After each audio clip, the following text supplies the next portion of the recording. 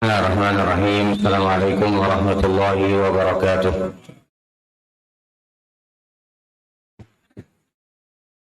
الحمد لله رب العالمين، نحمده ونستعينه ونستغفره ونتوب إليه ونعوذ بالله من شرور أنفسنا ومن سيئات أعمالنا. من يهده الله فلا مضل له ومن يضلل فلا هادي له. أشهد أن لا إله إلا الله وحده لا شريك له، وأشهد أن محمدا عبده ورسوله لا نبي ولا رسول بعده. أما بعد، معاشر المسلمين والمسlimat rahimani wa rahimakumullah jami'an. Alhamdulillah, kita bersyukur kepada Allah Subhanahu wa taala atas semua nikmat yang Allah Subhanahu wa taala berikan kepada kita semua. Kita memohon kepada Allah Subhanahu wa taala semoga Allah Subhanahu wa taala merahmati kita semua dan menjadikan kita orang-orang yang bisa selalu berada di atas kebaikan dan ikhlas dalam melakukan kebaikan sampai nanti Allah Subhanahu wa taala mewafatkan kita semua. Amin ya rabbal alamin. Ma'asyiral muslimin dan muslimat rahimani wa rahimakumullah jami'an. Allah Subhanahu wa taala berfirman dalam Al-Qur'an dalam surat Al-Bayyinah ayat yang ke-6. Allah Subhanahu wa taala berfirman dalam Al-Qur'an dalam surat Al-Bayyinah ayat yang ke-6. Allah Subhanahu wa taala mengatakan, innal ladzina kafaru min ahli alkitab wal musyrikin fi nari jahannam khalidina fiha ulaika hum syarrul bariyah. Ini adalah surat Al-Bayyinah yang semuanya insyaallah kita hafal dan pernah mendengar ayatnya. Ini ada di ayat yang ke-6. Innal ladzina kafaru min ahli alkitab wal musyrikin fi nari jahannam khalidina fiha ulaika hum syarrul bariyah. Ada beberapa ayat yang ada beberapa faedah yang disebutkan oleh para ulama tentang ayat ini. Yang pertama, Allah Subhanahu wa taala di sini menyebut innal ladzina kafaru min ahli alkitab. Sesungguhnya orang-orang kafir dari ahli kitab. Jadi orang kafir itu ada dari ahli kitab, ada juga wal musyrikin, dari orang-orang musyrikin. Ahli kitab adalah orang-orang Yahudi dan juga orang-orang Nasrani. Adapun al-musyrikin adalah semua yang menyekutukan Allah Subhanahu wa taala. Ya, kalau yang dimaksudkan dalam ayat ini ya yang selain daripada ahli kitab. Jadi dibedakan kalau dalam ayat ini antara ahli kitab dan juga orang-orang musyrikin. Terkait dengan ahli kitab, maka di antara faedah yang disebutkan oleh para ulama adalah bahwa hukum tentang ahli kitab ini tidak berubah. Hukum tentang ahli kitab tidak berubah. Ada beberapa pengecualian terkait dengan ahli kitab yang tidak didapati pada orang-orang musyrikin selain ahli kitab. Orang-orang musyrikin selain ahli kitab itu contoh seperti orang-orang yang menyembah patung, orang-orang yang menyembah nenek moyang, orang-orang yang menyembah misalnya batu atau benda-benda keramat. Ada orang menyembah pemain bola juga, ada juga tuh. Ada orang menyembah pemain bola tuh, heran.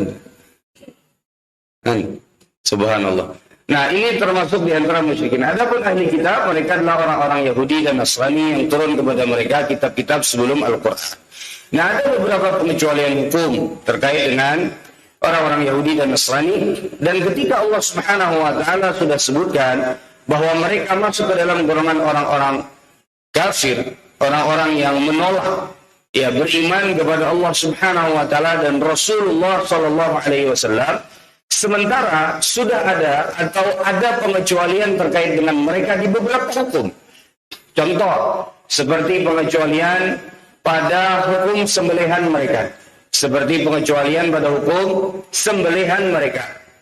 Maka hukum asalnya boleh seseorang itu memakan sembelihan ahli kitab, orang-orang Yahudi dan juga orang-orang Nasrani. Itu hukum asalnya. Nah, sehingga Bapak Ibu sekalian yang dirahmati oleh Allah Subhanahu wa taala, ketika Allah sudah katakan innal ladzina kafaru, sesungguhnya mereka adalah orang-orang kafir, maka hukumnya berarti tidak berubah. Tidak bisa kita katakan itu kan orang-orang Yahudi dan Nasrani bahari. Sekarang sudah berbeda. Nah, sekarang sudah berbeda. Kalau orang-orang Yahudi dan Nasrani dulu di zaman Nabi begini dan begitu. Kalau orang-orang Yahudi dan Nasrani pada saat ini begini dan begitu. Berbeda-beda bisa. Tidak. tetap hukumnya itu sama, boleh memakan sembelihan mereka. Nabi SAW memberikan keringanan, boleh memakan sembelihan ahli kitab. Dalam hal ini, karena sudah tidak ada lagi, di atas dosa kafir itu sudah nggak ada lagi, Pak. Jadi meskipun misalnya akhlak mereka berbeda dulu dengan sekarang, dulu misalnya menutup aurat, sekarang misalnya tidak menutup aurat, misalnya. Ya, dulu Pak, orang-orang Yahudi dan Nasrani itu, bahkan sampai sekarang kalau kalian lihat orang-orang Yahudi, terkadang pakaian mereka itu, perempuannya, itu lebih tertutup daripada sebagian kaum muslimah. Makanya kaum muslimah yang suka buka-buka aurat itu harusnya malu sama mereka. Harusnya malu sama mereka. Tapi tentu saja, ya, yang namanya iman itu tetap adalah iman. Tapi, kita lebih berhak untuk bisa cemburu kalau keluarga kita, istri-istri kita, atau mungkin anak-anak perempuan kita buka aurat. Ya, orang-orang Yahudi aja mereka marah kalau seandainya ini hukum asal di mereka. Jadi maksudnya adalah sembelihan mereka tetap halal. Di antaranya juga yang meskipun ini ada mengalami beberapa perubahan, kemudian juga ini mengalami beberapa silang pendapat di kalangan para ulama. Di antaranya adalah boleh seorang muslim itu menikahi ahli kitab dari kalangan perempuan. Boleh seorang muslim menikahi ahli kitab dari kalangan perempuan. Meskipun ini sempat dilarang oleh Umar bin Khattab, bukan berarti beliau merubah hukum. Tapi karena beliau melihat kemaslahatan yang pada saat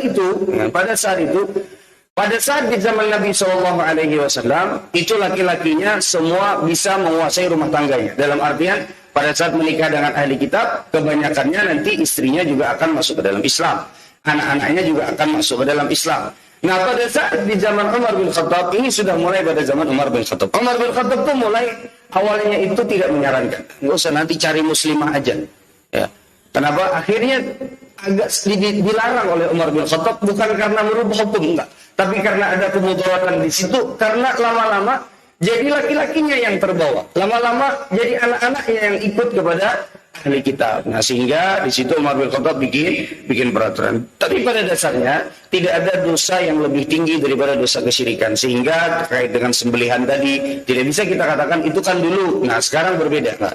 Karena Allah Subhanahu wa taala sudah sebutkan innal ladzina kafaru. Sesungguhnya mereka adalah orang-orang kafir min ahli kitab wal musyrikina fi nari jahannam. Baik. Di antara faedah yang disebutkan oleh para ulama, adalah bahwa di ayat ini, seorang muslim dan seorang muslimah itu diharuskan untuk meyakini bahwasanya orang-orang non-muslim itu memang tempatnya di neraka. Itu keyakinan seorang muslim dan tidak boleh ada keraguan di dalam hati setiap muslim. Bahwa orang-orang non-muslim, kalau mereka meninggal dalam keadaan tidak beriman dan tidak masuk ke dalam Islam, maka keyakinan kita, mereka tinggalnya di mana nanti setelah mati? Di neraka. Itu keyakinan yang tidak boleh goyah dengan berbagai macam retorika yang ada pada saat zaman ini. Nggak boleh goyah, Pak. Maha kerasnya Allah Subhanahu wa taala yang bilang dalam Al-Qur'an, di antaranya adalah dalam ayat ini. Innal ladzina kafaru bil ahli kitab wal musyrikina fi nari jahannam. Sesungguhnya orang-orang kafir yang mereka adalah dari ahli kitab ataupun juga dari orang-orang musyrik selain daripada ahli kitab, selama mereka tidak beriman, maka tempat mereka adalah di dalam neraka jahannam. Ini keyakinan yang tidak boleh goyah, karena semakin lama keyakinan ini semakin luntur. Semakin lama semakin luntur. Ya, makanya Bapak Ibu sekalian yang dirahmati oleh Allah Subhanahu wa taala, banyak sekali yang berusaha untuk mengaburkan keyakinan ini. Banyak sekali kata-kata retorika atau mungkin bisa kita katakan sebagai syubhat lah. Tapi jangan sampai ini kelewatan kalau seandainya pian-pian atau keturunan kita yang ikut pengajian itu sampai kena syubhat di sini. Apalagi anak-anak muda ini zaman media sosial. Kalian perhatikan, Pak. Teliti atau ulun pernah lihat beberapa kali di media sosial itu banyak sekali kata-kata atau banyak sekali yang mungkin wawancara-wawancara yang berusaha mengaburkan keyakinan ini bahwa orang-orang musyrik itu tempatnya di dalam neraka jahanam. Di antaranya contohnya seperti berani sekali menentukan tentang surga dan neraka. Emangnya surga dan neraka punya kamu? Banyak sekali yang begini. Berani sekali menentukan surga dan neraka. Pemegang kunci surga dan neraka. Bukan itu masalahnya. Masalahnya Al-Quran, Allah Subhanahu wa taala sendiri yang sudah bilang, dan itu harus kita yakini. Tidak boleh tuh gentar tuh keyakinan itu, Pak. Kalau sampai gentar, ikam kah memiliki kunci surga? Bukan itu masalahnya. Masalahnya Allah Subhanahu wa taala sudah katakan dalam Al-Qur'an dan kita wajib beriman. Karena bagian keimanan kita atau bagian dari kita beriman kepada Allah dan Al-Qur'an adalah percaya, beriman sepenuhnya terhadap apa yang disebutkan oleh Allah dalam Al-Qur'an. Nggak boleh goyah ya dengan kata-kata semacam itu. Contoh yang lain, misalnya dengan bahasa yang lain, orang kafir kan juga banyak juga melakukan kebaikan.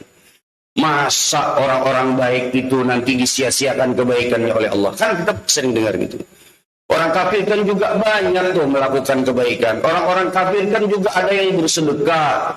Masa nggak dianggap sama Allah? Kalau dalam urusan akhirat tidak bermanfaat untuk mereka selama mereka tidak beriman. Selama mereka belum masuk ke dalam Islam. Nggak bermanfaat. Apa dalilnya? Ya ayat ini. Jadi pada saat misalnya ada orang yang... Nah, Ibnul Qayyim Al-Jauziyah rahimahullahu ta'ala menyebutkan jalan tengah. Dan juga ini diambil oleh Al-Hafidh Ibnu Katsir rahimahullahu ta'ala. Apakah mungkin bisa jadi orang-orang musyrikin itu mendapatkan manfaat dari kebaikan-kebaikan mereka? Mungkin nggak? Mungkin nggak? Mungkin. Tapi bukan di akhirat. Di mana? Di dunia. Jadi orang-orang non-muslim yang suka berbuat baik, orang-orang musyrik yang suka berbuat baik, selama mereka tidak beriman kepada Allah Subhanahu wa taala, maka mereka belum masuk ke dalam Islam dan nggak bisa yang namanya tuh dapat tiket masuk surga tuh nggak bisa. Apakah bisa mereka mendapatkan kebaikan ganjaran dari apa yang mereka lakukan dari kebaikan-kebaikan? Bisa, tapi kata Ibnu Qayyim dan juga Al-Hafidz Ibnu Katsir rahimahullahu taala, itu balasannya di dunia. Bisa jadi Allah Subhanahu wa taala berikan kepada mereka kenikmatan dunia, bisa jadi Allah Subhanahu wa taala lancarkan urusan-urusan mereka, bisa jadi Allah Subhanahu wa taala jadikan misalnya berbagai macam kebaikan, anak-anak yang baik, misalnya istri yang baik, bisa jadi. Tapi kalau dalam urusan akhirat, no. Tidak. Karena Allah Subhanahu wa taala sudah tegaskan, iya, innal ladzina kafaru min ahli alkitab wal musyrikin fi nari jahannam, bukan cuma fi nari jahannam. Allah tambahkan khalidina fiha, kekal di dalamnya. Kekal di dalamnya. Ada juga yang bilang, misalnya kan surga dan neraka itu hak Allah. Jadi kita tidak bisa menentukan siapa yang masuk surga, masuk neraka. Betul. Kita tidak bisa menentukan selama hidup nih, terawat baik kita.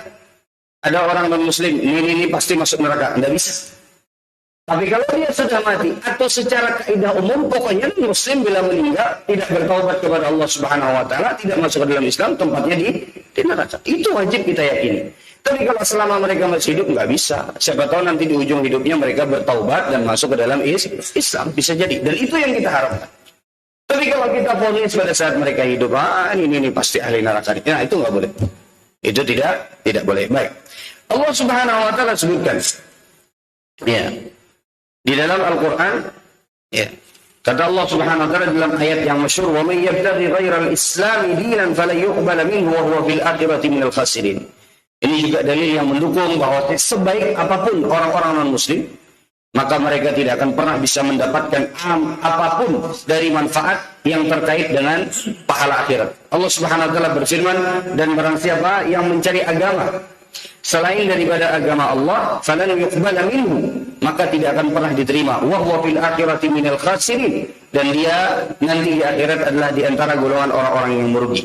Kemudian Allah Subhanahu wa taala sebutkan di dalam Al-Qur'an, khalidina fiha, mereka itu adalah kekal.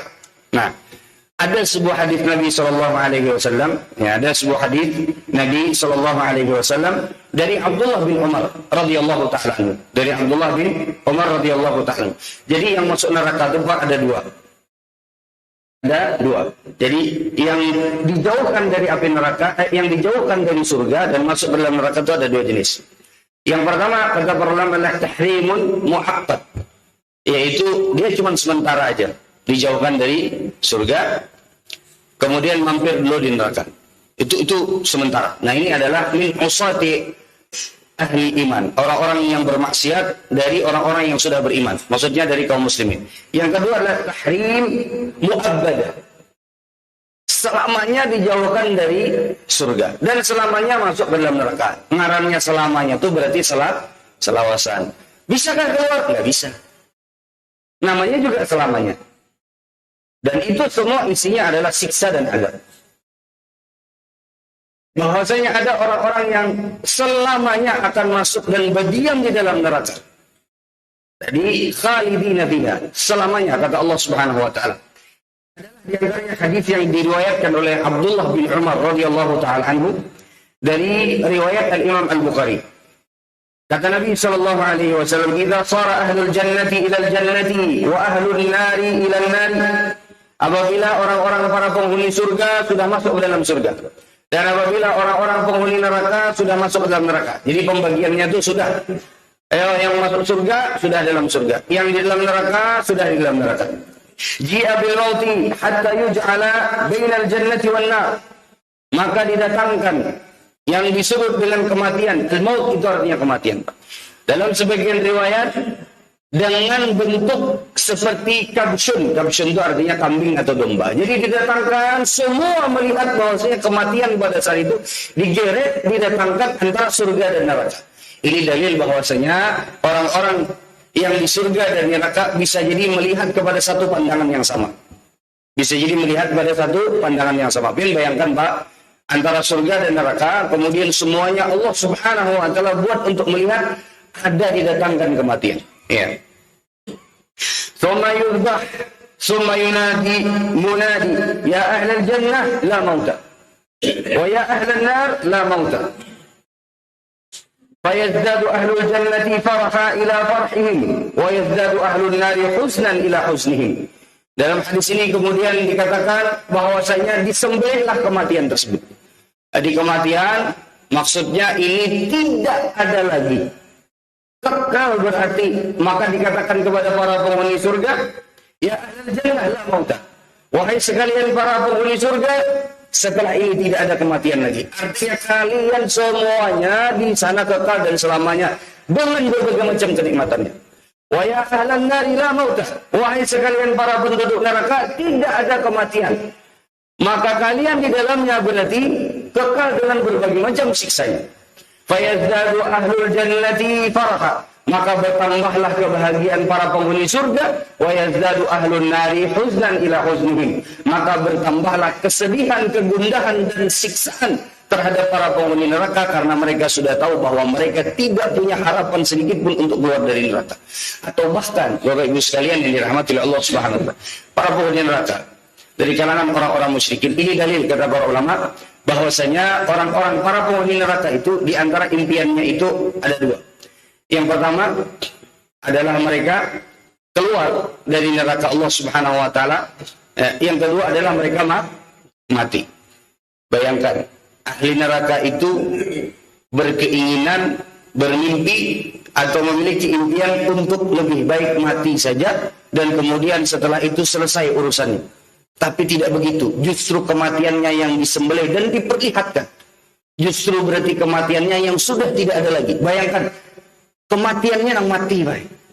Kematiannya yang mati, sehingga semuanya kekal.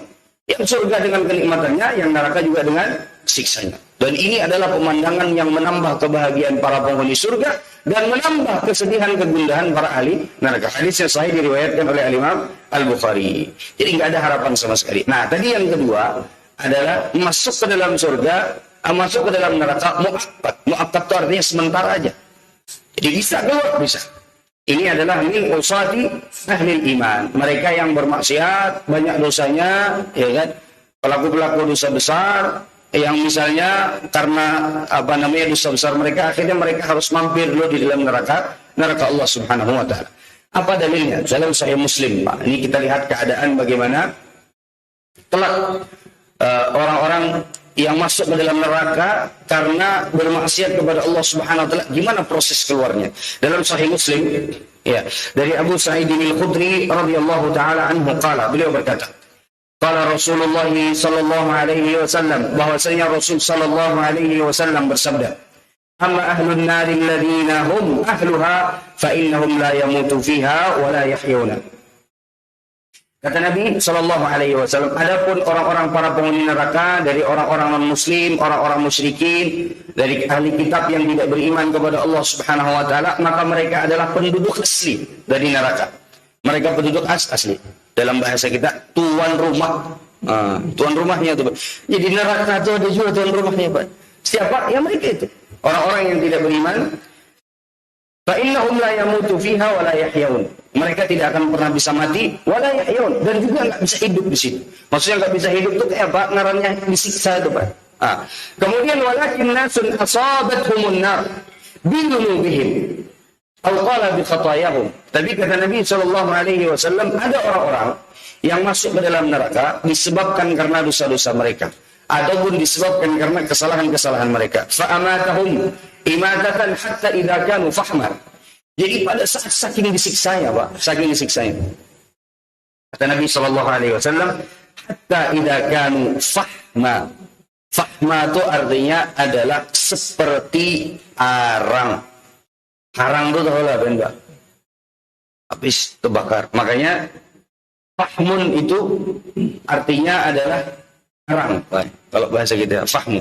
Kalau fahmun pakai hak itu artinya pemahaman. Ya. Kalau fahmun itu artinya adalah arang, bahan bakar. Nah, jadi bila mengiau ngaran orang fahmi, ya, misalnya kan, itu jangan pakai hak fahmi misalnya. Itu bagus tuh. Fahmi berarti dia mengiaunya harang-harang. Makanya harus hati-hati, Pak. Ini baik. Beda pengucapan. Kalau dalam bahasa Arab itu beda pengucapan, beda juga artinya. Sebutin huruf aja itu selisihnya. Nah, hendak mengiau tadi memuji, mendoakan, misalnya ini orang pemahamannya baik, ini orang pemahamannya lurus. Nah, tekiau haram kenapa? Baik. Hatta idza kanu fahma, sampai pada saat mereka itu sudah jadi arang. Hirang bahasa kita ya. Ulun kan tahu bahasa Banjarnya mengerti hirang lakat bahasa orang bahasa. Pokoknya sudah habis hirang sudah habis hirang. Jadi pekat sekali hitamnya, Pak. Ulun punya kawan-kawan, Pak. Tapi ini bukan rasis ya, Pak, bukan rasis. Dan ini adalah sebuah kebanggaan, berbagai macam warna kulit itu diciptakan oleh Allah Subhanahu wa taala. Ulun punya kawan-kawan pada saat kuliah dari Afrika. Itu subhanallah, Pak. Dan itu adalah sebuah kebanggaan, kebaikan. Seperti misalnya di Afrika, Pak, ya. Misalnya warna kulitnya hitam. Ada yang misalnya hitamnya itu, Pak, kalau sampai kena matahari itu sampai mengkilat, itu ada. Dan begitulah ciptaan Allah Subhanahu wa taala. Dan itu kata mereka adalah hitamnya itu adalah hitam yang terbaik. Iya betul, Pak. Jadi, nah, orang-orang teman-teman ulun itu biasanya orang Afrika itu bilang, kata dia, kita itu bangga. Nah, itu harusnya begitu, Pak. Dengan ciptaan Allah Subhanahu wa taala itu kita bersyukur. Bangga kata mereka. Dengan warna kulit kami, dengan kultur kami, itu mereka bangga. Jadi pada saat Allah Subhanahu wa taala menciptakan mereka seperti itu, mereka bersyukur dengan apa yang Allah Subhanahu wa taala takdirkan untuk mereka. Tidak kayak sekarang, Pak, orang-orang alis lah diukir, ibu-ibu biasanya tuh bibir lah disulam dan lain sebagainya, macam-macam, subhanallah. Kadang-kadang gigi lah diranggangi dan lain sebagainya, sebuting dinaikkan, sebuting bisa dimajuakan dan lain sebagainya. Nah, makanya Bapak Ibu sekalian yang dirahmati Allah Subhanahu wa taala, nah ini tadi kembali kepada hatta idza kanu fahma. Sampai pada saat mereka itu sudah betul-betul hitam. Dalam artian itu sudah jadi arang. Urila bisyafa'ati faji'a bihim dhabairun dhabair.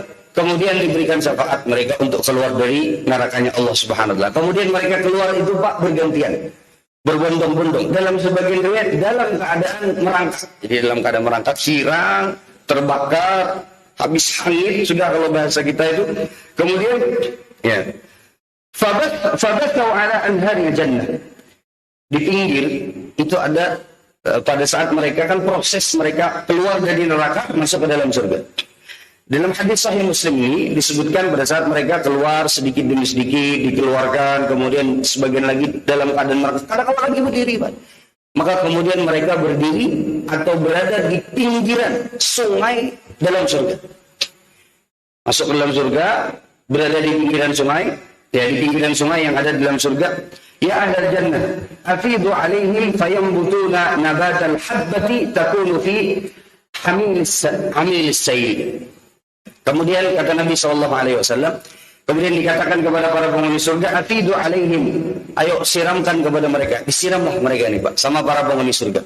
Disiram, kemudian mereka itu kata Nabi SAW tumbuh seperti biji atau benih yang baru saja tumbuh. Tumbuh berarti awalnya itu Pak sudah dalam artian itu sudah habis-habisan sudah. Karena sudah disiksa, sudah lelah, capek disiksa di dalam neraka, kemudian disiramlah oleh para penghuni surga, kata Nabi SAW, dengan air yang terdapat di dalam sungai-sungai yang ada di surga, kemudian mereka baru tumbuh, atau kemudian baru mereka berbentuk kembali. Di dalam riwayat Sahih Muslim juga yang lainnya, hatta idza faraghallahu minal qada'i bainal ibadi wa arada an yakhruja min rahmatihi man arada min ahli an-nar. Masih kuat gak Bian? Belum sebutin hadis lagi, habis itu sudah. Ya, lampu belum dimatiin. Biasanya kodenya lampu dimatiin. Baik. Kata Nabi SAW dalam Sahih Muslim, ini prosesnya Pak. Jadi bagian dari kita meyakini bahwasanya orang-orang non-muslim itu adalah kekal di dalam neraka, dan orang-orang muslim yang masuk ke dalam neraka itu keluar dari neraka. Itu bagian keimanan kita. Jadi supaya tidak goyah, maka Nabi SAW juga menyebutkan hadis-hadis terkait dengan hal tersebut. Baik. Kemudian kata Nabi SAW di dalam Sahih Muslim, wa hatta idza faraghallahu minal qada, sampai pada saat Allah Subhanahu wa taala sudah selesai memisah antara ahli surga dan ahli neraka. Ya. Wa arada an yukhrija bi rahmatihi man arada min ahli an-nar, dan Allah Subhanahu wa taala ingin mengeluarkan siapa saja yang Allah Subhanahu wa taala inginkan dari kalangan para penghuni neraka. Jadi dari kalangan para penghuni neraka Allah keluarkan dari neraka. Wa amara al-malaikata an yukhriju minan nari man kana la yusyriku billahi syai'a mimman arada Allah an yarhamahu. Kata Nabi, Allah memerintahkan kepada para malaikat-malaikat Allah untuk mengeluarkan mereka. Ya, mereka yang tidak pernah berbuat syirik. Nah, jadi syaratnya para penghuni neraka yang dari kalangan orang-orang bermaksiat kepada Allah itu jangan sampai mati dalam keadaan syirik. Okay? Kemudian setelahnya kata Nabi SAW, mimman yaqulu la ilaha illallah, mereka yang mengucapkan la ilaha illallah, fayahrifuna fin nari fayu'rafuna fin nari yu'rafuna bi atharis sujud. Jadi mereka yang keluar dari neraka kemudian dimasukkan ke dalam surga itu ada tandanya Pak. Ada tandanya di sini di akhir sujud, seolah-olah seperti hitam di dahinya. Baik. Ya'kulu naru min ibni Adam illa athar sujud. Haramallahu 'ala an-nar an ta'kula athar sujud. Jadi kata Nabi SAW, semua Pak dari anggota tubuh kita ini bisa terkena api neraka, kecuali tempat bekas seseorang pada saat dia sujud kepada Allah Subhanahu. Itu nggak akan kena api neraka. Jadi pada saat orang-orang di neraka itu sudah selesai sudah, maka di antara tanda-tanda mereka adalah orang-orang yang beriman. Ada apa? Di dahi mereka bekas mereka sujud kepada Allah Subhanahu wa taala. Itu yang menandakan nanti tanda mereka akan dikeluarkan dari mana? Dari neraka dan akan dipindah ke dalam surganya Allah Azza wa Jalla.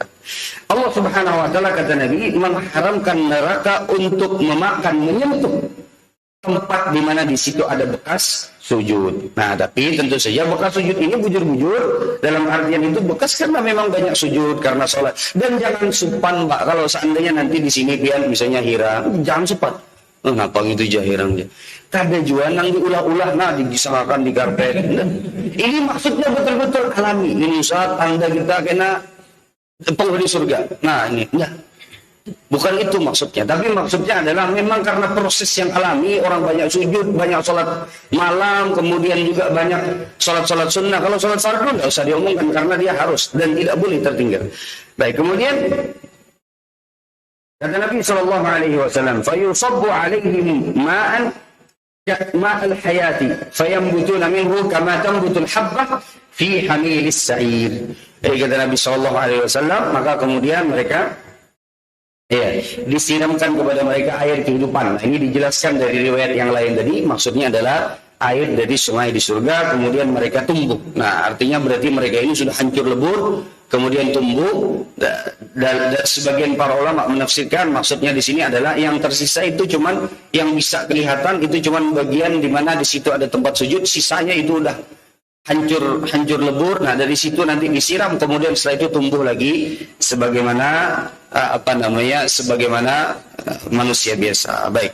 Ini yang bisa ulun sampaikan pada kesempatan kali ini. Jadi intinya di antara yang paling penting tadi adalah terkait dengan keyakinan kita tidak boleh goyah bahwa orang-orang non-muslim sebaik apapun mereka, sehebat apapun mereka, tetap mereka tidak akan masuk ke dalam surga selama mereka tidak beriman kepada Allah Subhanahu wa taala. Ini yang bisa ulun sampaikan. Pada kesempatan kali ini kita tutup dengan doa kafaratul majlis. Subhanakallahumma wa bihamdika asyhadu an la ilaha illa anta astaghfiruka wa atubu ilaik. Assalamualaikum warahmatullahi wabarakatuh.